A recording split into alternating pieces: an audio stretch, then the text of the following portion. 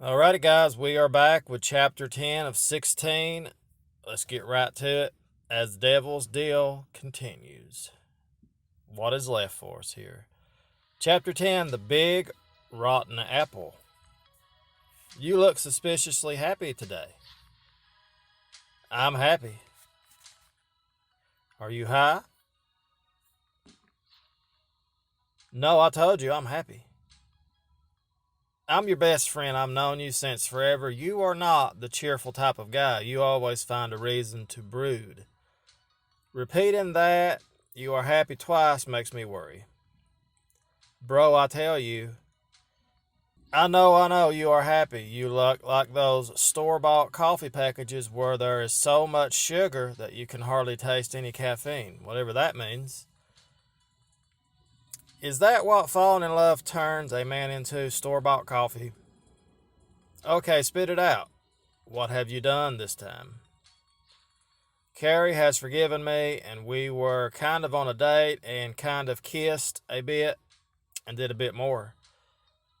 No crap, man. That girl must be seriously into you if she forgives you after all and goes out with you.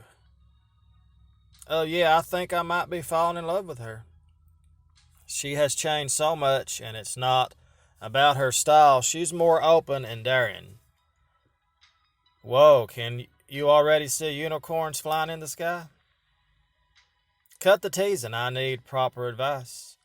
I'm confused. It's one thing to flirt with girls and totally different to be in love with them. Yeah, the level of stupidity goes up. You said it was kind of a date. Why don't you start by asking her out on a real date? Look at the love expert here. Thank him for the advice. Hey, respect, please. I could charge money for every time you come whining about your love life troubles. You'd be a billionaire by now. Well, true, I can start now, though. I'm sure there are going to be a lot of Carrie talk in the future. You bet, bro. But seriously, thanks for your advice, bro. Back in college, you are still smiling like a loony. Wow, you remember how Manuel rolled his eyes and teased you. Proper date time? It is then. When you finally find Carrie, it seems like she is also carrying that silly smile on her face the whole day. Wow, look at her, people. Hey, you. Hey. Hey. Hey, so what are you doing tonight? Do you want to go out or something? Out or something? Well, I mean, like go out on a proper date. Why does this sound so silly? It's Carrie. We've gone to places together many times. Carrie takes her sweet time to consider your invitation. It seems like she knows what her silence does to you. She licks her lips and smiles. We could do something fun, I suppose. Perfect. Where do you want to go? It's been a while since I've partied. I was thinking about going somewhere cool like that club. The Ibisor. Well, I don't know what that is, people. I don't know what it is. Damn it. I can't take her there. This is the worst idea ever. Yeah, well, everyone knows it's the best place to party, and I haven't had a chance to go there. Oh my goodness. There are tons of other good places in the city. None as exclusive and interesting as that club. I need her to reconsider this. It might be dangerous to go to Milton's club tonight together. We should go somewhere else. I heard the new club has opened recently. Maybe it's as good as that club or even better. Not possible, and we both know that the other club is the best. You're not changing your mind no matter what I say, right? Please, please, please. Pretty please, I'll give you a kiss. No, a lot of kisses, please. Your heart melts when she gives you those puppy dog eyes when you think about the promise of many more kisses. All right, I'm not made of stone, you know. Well, You won't regret it, I promise, to do whatever you want if we go there. Really, people? Is it this easy? Now, who am I to resist that promise, huh? Point taken. That club it is, then. Perfect.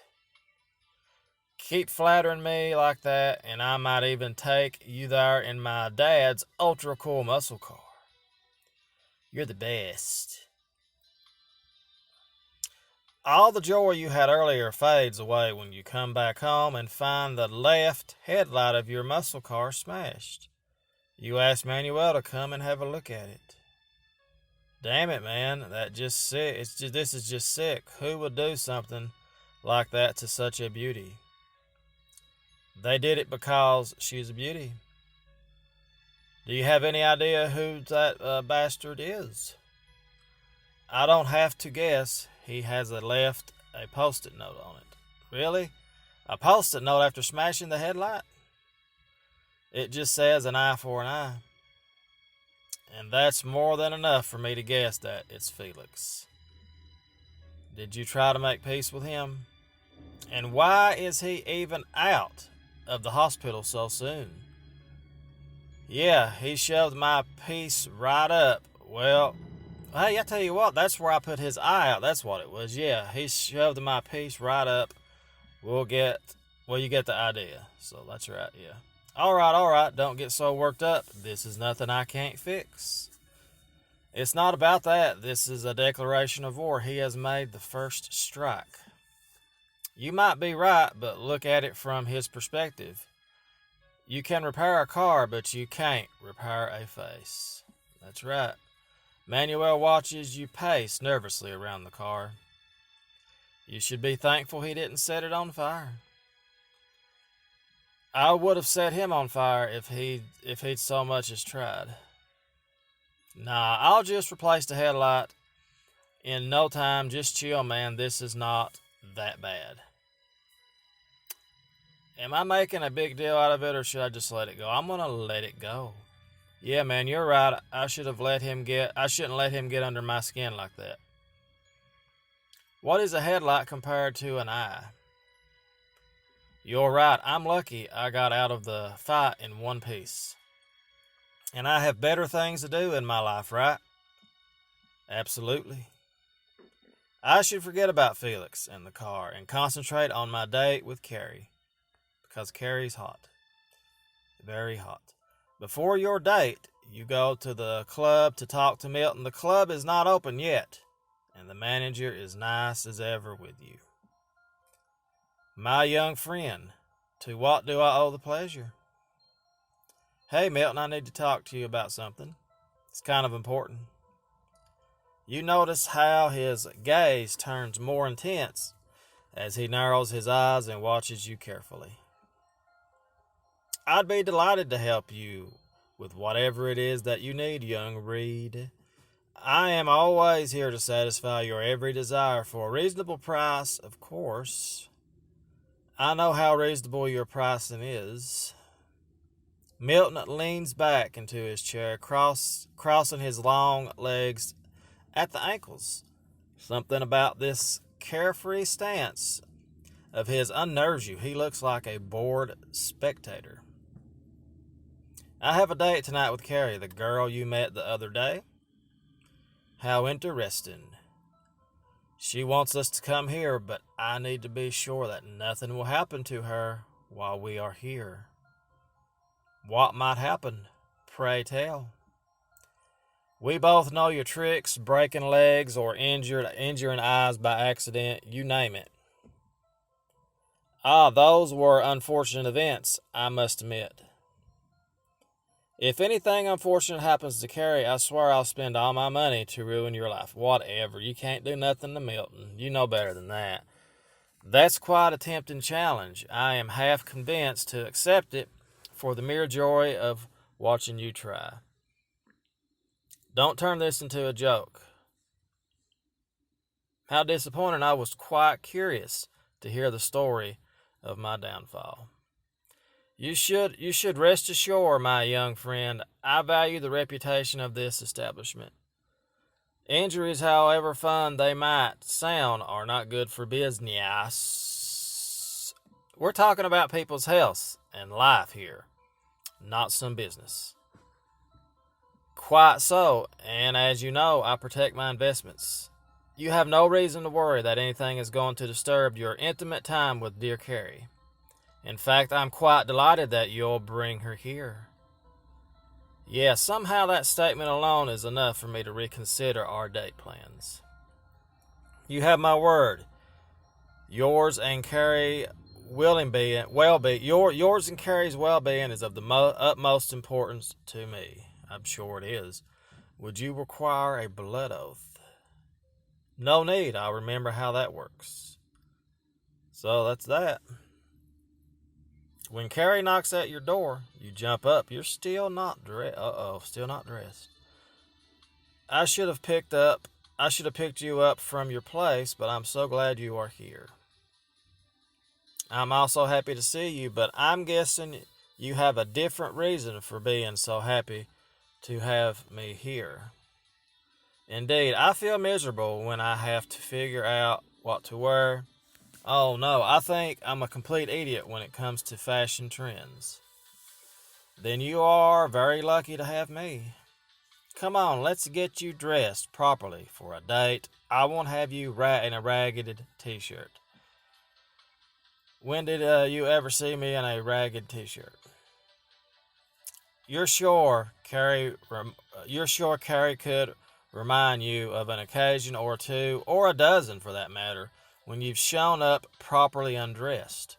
You follow her silently, intending to let her take care of what she knows best. I bet she does. Let's see what she has in mind for my date look. Oh my God, I can't afford it. Look at that. That is nice. Oh my God, I can't afford it. Man, what a shame. We'll have to go with this. So, am I presentable? This might be one of those cases where I prefer you without clothes. Whatever, that bad? Or are you just flirting with me? Maybe a bit of both. You sure you don't want to try something else? The club is a fancy place. Let's see if we can. No, I'm going to try this. This is it. You ready to go? Maybe. What do you have in mind? Well, seeing you undress and then get dressed and then undress again provoke thoughts in my head. Oh, God. I think I quite like the direction of those thoughts. Yeah, it's a shame that we can't go to the club without clothes. That's how I'd prefer to have you at the moment. We could just stay home. She licks her lips and you groan as desire blooms inside you. You walk closer and lean against Carrie, capturing her mouth in a long kiss. You can feel the heat. You can feel heat. Feel her body. Her arms travel to your sides. Then she wraps them around your neck. Wow. Careful, sweetheart. Keep teasing me and we won't make it to the club. Keep kissing. Staying here and kissing might be a lot more fun. The welcoming warmth of her mouth drags you in. Her tongue swirls around yours, setting hundreds of small fires ablaze. You press her against the wardrobe door, crashing her soft form between your chest and the wooden door. Carrie bites the tip of your tongue, and as your body jerks in pain, she puts a firm hand on your chest, pushing you away. If you are going to try to distract me from going to the club, it's not going to work. A guy can dream. We could just bang, then go to the club. Party first, then we'll take care of your dreams. Okay, whatever. Deal. So I got to go pay for the club, which will be a lot of money, then bring her home and bang her. Anyway, later that night at the club, you discover a completely different side of Carrie. She is sexy and funny. The two of you enjoy several cocktails, after which you dance and kiss as if the whole club belongs to you. So what do we do now? I would be happy just sitting in the dark corner and kissing you. Yes, but we are in one of the best clubs in the city. We should have a blast. All right, how about we have a drinking contest, do some dirty dancing? Let's do dirty dancing. Let's do that. Never took you for an exhibitionist. I might have my secret kinks, but my true intentions is to make sure everyone in this club knows you're mine. As if the way you steal kisses from me every 2 seconds is not enough. Nope, I want to set your body on fire as we dance, and I want you to dream that we are ripping off our clothes right on the dance floor. Watch out, I might just do that. Lead the way, sexy. After a while, you feel like you need a break. I told you this was going to be fun. Agree, but we need to sit down unless you want me to collapse in the middle of the dance floor. Can't let that happen. I still need you for the other activities later. Oh, God. In the privacy of the VIP cabin, you pull Carrie into your lap as you sprawl on the comfortable couch, exhausted. This place is great. You're almost sure the fate took her words as a challenge when a very irritated, Felicia barges into your cabin. Why would Felicia barge into my cabin? Well, I guess she works there. That's what it was, maybe. Seriously? What the hell's going on in here? Felicia, that should be my line. What the hell are you doing in my cabin? Exactly. This is supposed to be private. Huh, I see you bring all your girls here. Wasn't long ago when I was in your arms in this very cabin. Oh no. Are you trying to make a collection? You feel Carrie's body tense. Her shoulders curl as equal amounts of disappointment and anger flow through her body. What is she talking about? Nothing, really. You rub your forehead as you realize you're trapped in this situation. Look, we met here by accident in the past. Remember, it wasn't a date or anything. It was pretty hot and intimate as far as I can remember. We didn't do nothing, though. Yeah, things are out of control. Was that all it was to you? Everything that happened between us was just an out-of-control accident? There's no point in reasoning with Felicia in her current state. Turn this into a joke, be rough and tell her to leave. Turn this to a joke. I do remember it was an accident. I think I tripped and accidentally landed in your arms. Your joke is lost on the women as both throw daggers at you. Wow. Felicia, please, can we talk about this some other time? Don't ruin this night for us. I don't care about ruining it. Whatever you two are not worth even a minute of my time. Felicia hisses, then turns around and storms out of the club, yelling and pushing the other clubbers. That was unexpected. Please just let me explain. I am not sure how I can trust your words or feelings now after what I've heard. It meant nothing. It was only one night which shouldn't have even happened. I want to believe you. Then please do. Let's see. Apologize for what happened.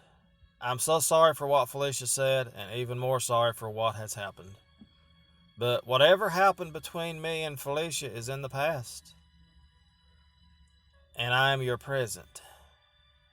And the future, I hope.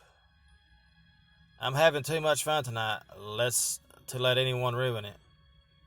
I'm happy to hear it. I hope we can repeat it, minus the unpleasant incident, of course. Well, that was good. As always, Milton pays you a visit unannounced.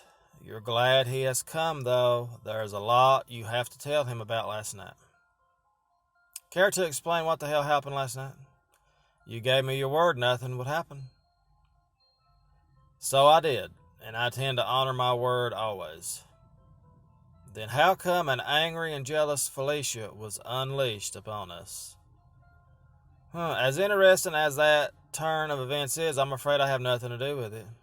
I can swear to you, my young friend, that Felicia's appearance has nothing to do with me. He looks sincerely surprised. But can I trust him after everything that's happened? No, he hasn't kept his word. I'll use this against him. I think I might trust him this time. I'm going to do that. Why do I even want to trust him after everything? You realize this is less about trust and more about you getting better at reading Milton's actions. For some reason, you believe that this time he is not lying. Which still does not mean I am ever going to trust him again or go close to that filthy lair of his. I can read your mind. I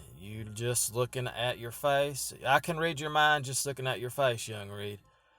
I would not even need any supernatural abilities for that, however. I must assure you that interfering in you and dearest Carrie's relationship would be most unprofitable for me. Why so? Why? Because it has everything to do with the favor you still owe me. You see, it is time to call upon that sweet favor. Damn, his thoughts are written across his face. That sly smile says it all. Hereby I proclaim the favor that I shall collect. You are to become Carrie's lover, then dump her publicly so that everyone hears about it. There it is, people. What? And please do not take too long. You shall have 3 weeks to fulfill your end of the bargain. I fare thee well, my friend. Boom. Just a matter of time, people, and there it is. So there we have it, people. We knew it was going to happen. It was just a matter of time. You feel like you are trapped between two evils. If you fulfill Milton's request, your dad's life is at stake. If not, you lose Carrie. So there you have it, people. We'll see what's going to happen next time. Tomorrow, Chapter 11, Devil's Deal. As always, thanks so much for watching. Give the video a thumbs up. We'll see you guys tomorrow.